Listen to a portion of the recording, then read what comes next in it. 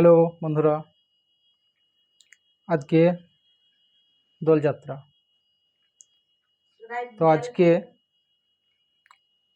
আমার বিটি প্রচণ্ড রং খেলেছে। আমি রং খেলিনি, তার কারণ হচ্ছে একটাই, আমার রং খেলে পরে একটু অ্যালার্জি আছে রঙে, তাই আমি রং খেলিনি।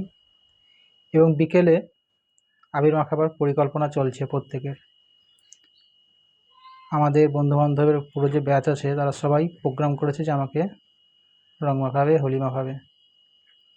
ওরা সবাই জানে যে আমার এখানে ভালো রকমের একটা অ্যালার্জি আছে, তো ওরা কিন্তু কেউ শুনতে চাইছে না, বলছি একটুখানি রং মাখতেই হবে। যাই হোক, সেখান থেকে আমাকে বাঁচতে হবে।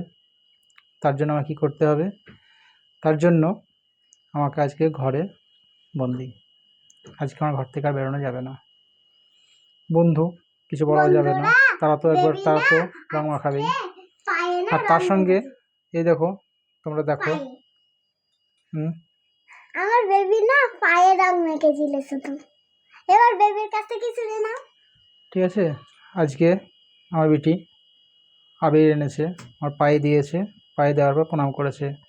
তারপর বলছে বেবি তোমাকে রং মাখতেই হবে, কিন্তু আমার রঙে অ্যালার্জি আছে, সেই জন্য আমি শুধু কপালে দিয়ে দিয়েছি, রং নিইনি, কপালে একটুখানি নিয়েছি। আর